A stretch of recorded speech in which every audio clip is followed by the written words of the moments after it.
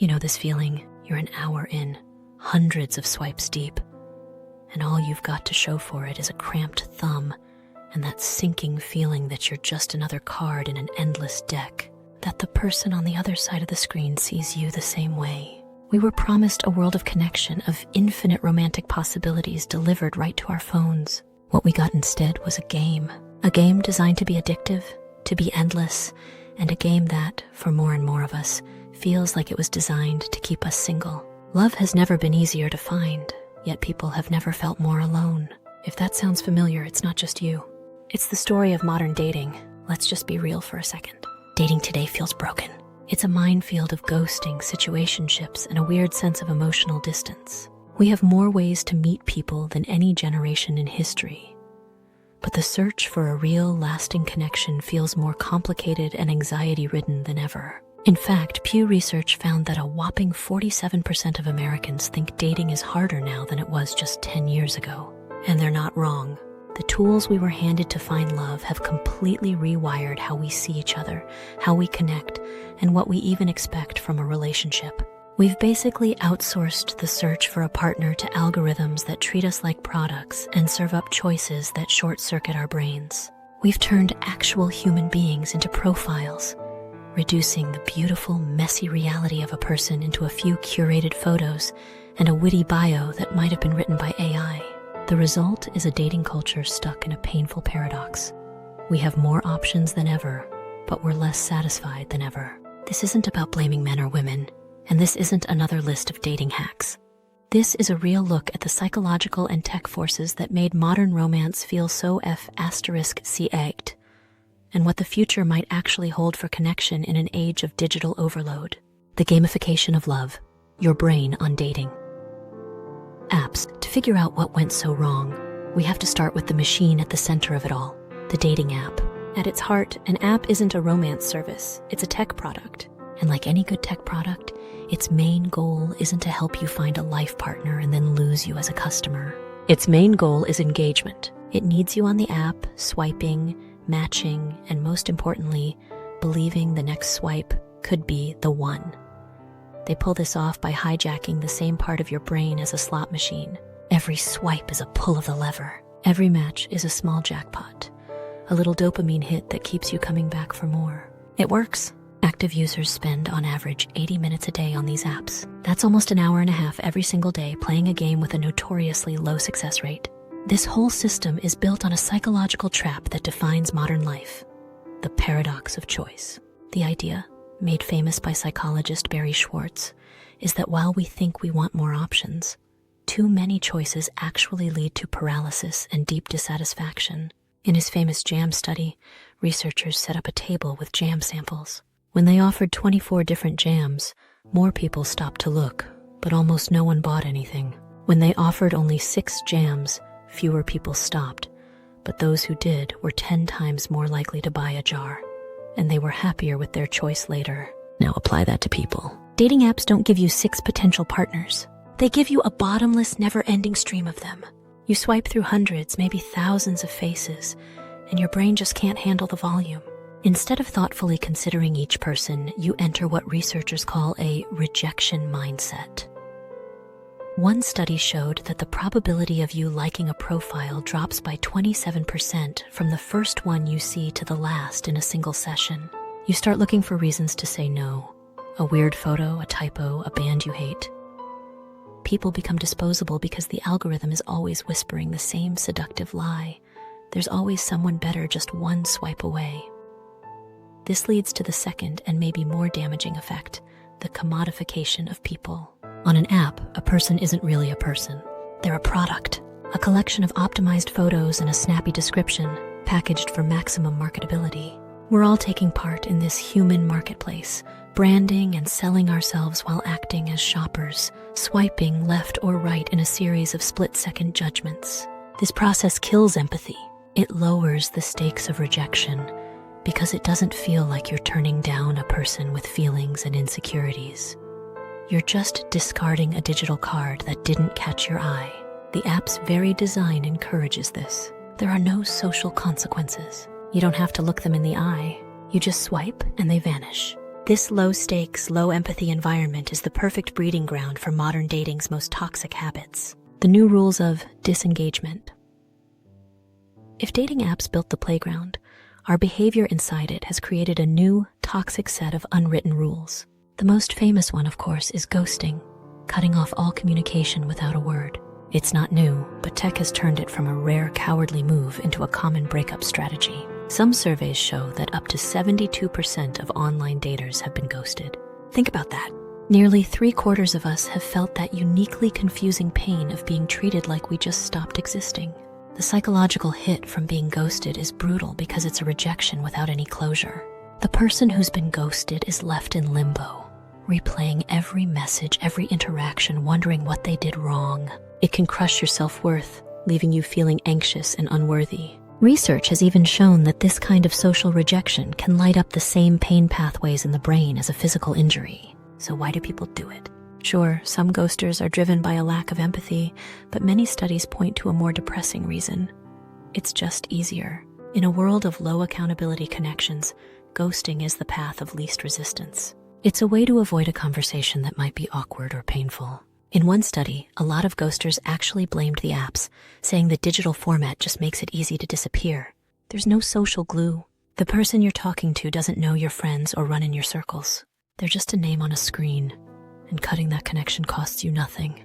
This fear of awkwardness has created another signature of modern dating, the situationship. You know, that gray area between a hookup and a relationship. It's connection without a label, intimacy without responsibility. You get the company and the fun, but without any of the promises. On one hand, it can feel freeing, but more often than not, it's a symptom of the commitment phobia that the paradox of choice creates. Why commit to this person when thousands of other perfect matches are waiting in your phone?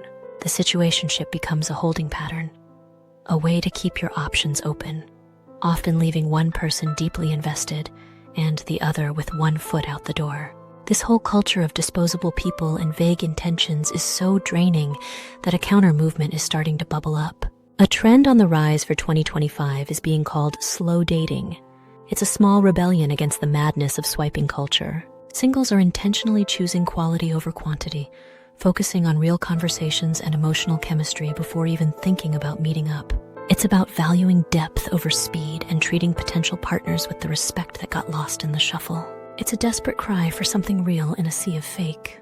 The unrealistic world we date in the apps are only half the story. They exist inside a larger digital world that has totally warped our expectations of love. I'm talking about social media. Instagram and TikTok aren't real life. They're highlight reels. We're constantly drowning in perfectly curated versions of other people's relationships, the stunning proposals, the exotic trips, the flawless couple selfies.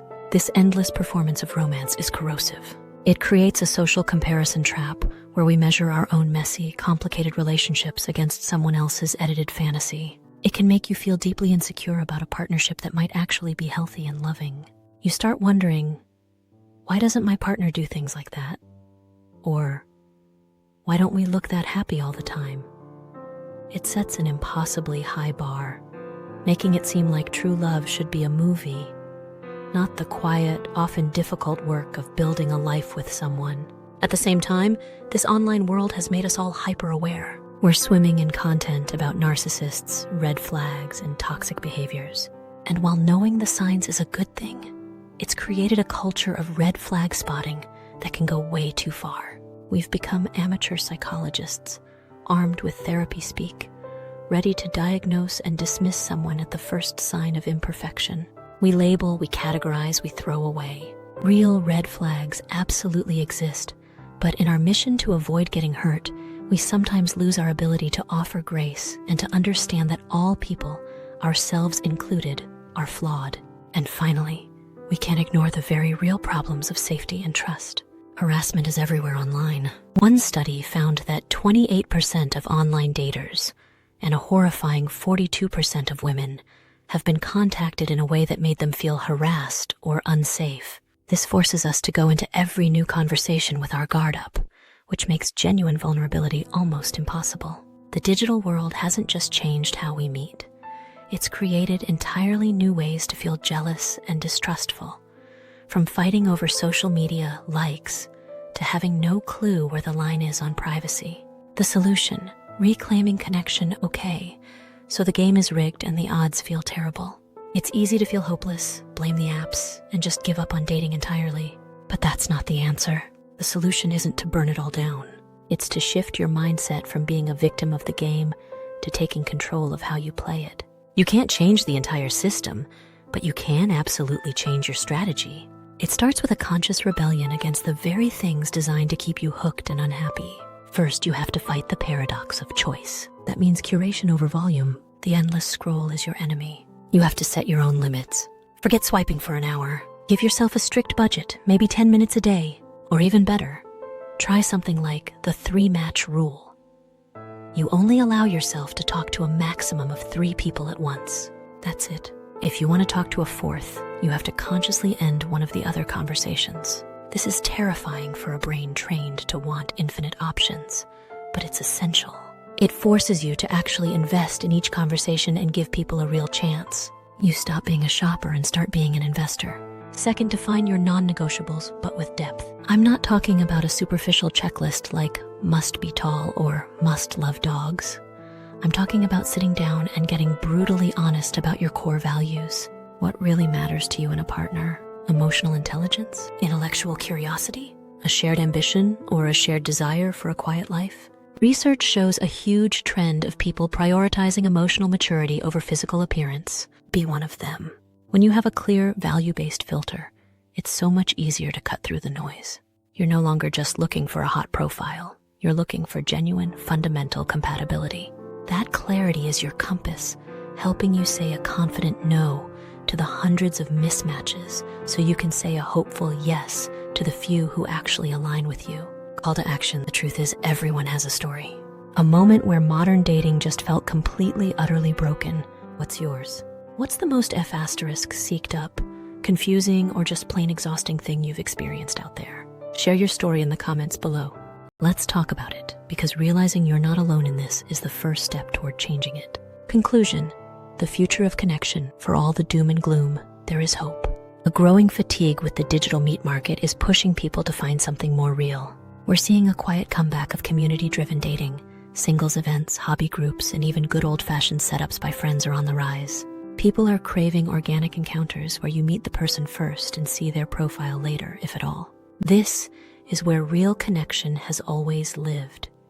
In shared spaces, with shared interests, and with the kind of social accountability that forces us to treat each other better. Ultimately, the most powerful fix for our broken dating lives has nothing to do with dating at all. It's about building a life that is so full and interesting to you that a partner becomes a wonderful addition, not a desperate requirement to cure your loneliness. Invest in your friendships. Go after your passions. Build your career. Become a person you genuinely love being, and you will naturally attract people drawn to that energy. As one survey pointed out, 80% of young people now prioritize their own self-care while dating, and they find partners who do the same more attractive. The tools we use to connect will keep changing, and they'll always bring new problems. Tech gave us access, but it cost us intention. The future of dating, the future of finding real, lasting love, belongs to those who can reclaim that intention. It will take more mindfulness, more courage, and more vulnerability than ever. It means being brave enough to log off, to have the hard conversation, to be honest about what you want, and to risk rejection in the real world. Modern dating might be more of *sicket than ever, but our fundamental human need for connection hasn't been broken. It's just waiting for us to choose it consciously and bravely over the endless game.